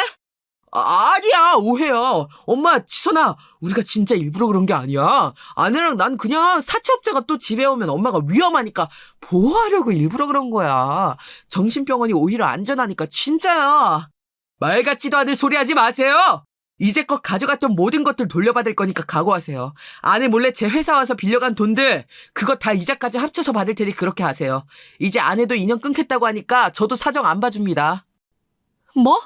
이건 또 무슨 소리야? 오빠, 우리 남편 회사까지 찾아갔어? 진짜 가지가지한다. 이제 우리 살면서 마주치지도 말자. 나는 지긋지긋해. 이제 오빠랑 새언니 이름만 들어도 치가 떨려. 평생 얼굴 볼 생각하지 마. 우리 엄만 내가 알아서 모시고 살 테니 그렇게 알아. 지선아! 잠시만, 내가 미안해, 너 조카를 봐서라도 이러지 마. 우리가 엄마 책임지고 끝까지 모실게, 제발, 잠시만! 저는 오빠와 새언니한테 인간 대 인간으로 정이란 정이 다 떨어졌습니다. 어릴 때부터 온갖 지원이란 지원은 혼자 다 받았으면서 어떻게 저럴 수가 있는지 궁금했어요. 제가 너무 스트레스 받으니까 남편은 본인이 알아서 하겠다며 저에게 엄마를 모시고 제주도에 다녀오라고 하더라고요. 그래서 모든 법 관련해서 남편이 알아서 처리했습니다. 얼마나 든든했는지 몰라요. 지선아, 고맙고 미안해. 엄마가 너한테 해준 것도 없는데 이런 호강을 누리다니. 사돈 댁들도 너무 좋으셔. 나한테 같이 꽃구경 가자고 하더라. 내가 이런 걸 받을 자격이 있는지 모르겠어. 엄마, 지나간 일은 잊고 우리 앞으로 행복하게 살자. 우리 시부모님이야 너무 대단한 분들이시지. 시어머니랑 엄마랑 둘이 내가 같이 여행도 많이 다닐게. 이제 고생 끝이야. 그동안 엄마도 저런 거지 같은 오빠 뒤처리하느라 고생했어. 너무 좋으신 시어머니는 우리 엄마의 사연을 듣고 눈물까지 흘리셨어요. 그러면서 엄마와 함께 꽃구경도 다니고 본인 친구들도 소개해 주셨죠. 덕분에 저는 요즘 아주 행복한 인생을 살고 있답니다. 훌륭하신 시부모님과 멋진 남편, 그리고 우리 사랑스러운 친정엄마까지 한 아파트 단지에서 사는데 얼마나 행복한지 몰라요. 오빠와 새언니는 연락을 아예 하지 않아서 남편에게 소식을 듣고 있습니다. 듣기론 이미 사기죄로 연루가 되어 있어서 지금 둘 다 교도소에 있다고 하더라고요. 평생 그렇게 살라고 하려고요. 신경도 안 쓸 겁니다. 오빠를 생각하면 저는 이제 지긋지긋해요. 엄마가 궁금할까봐 말하자면 둘 다 지금 교도소에 있대. 어떻게 엄마를 그렇게 치매로 둔갑시켜서 병원에 보낼 생각을 했는지 궁금했는데 애초에 사기꾼들이라 그래. 어휴, 나는 이제 아들은 내 자식 아니라고 생각해. 나한테 자식은 너 하나야, 지선아. 우리 딸밖에 없다. 여기까지가 제가 준비한 사연이에요. 쭉 정리하니까 다사다난한 인생을 살았네요. 그래도 지금은 너무 행복해서 다행이라고 생각해요. 들어주셔서 진심으로 감사합니다. 여러분도 행복한 인생 사시길 바랄게요.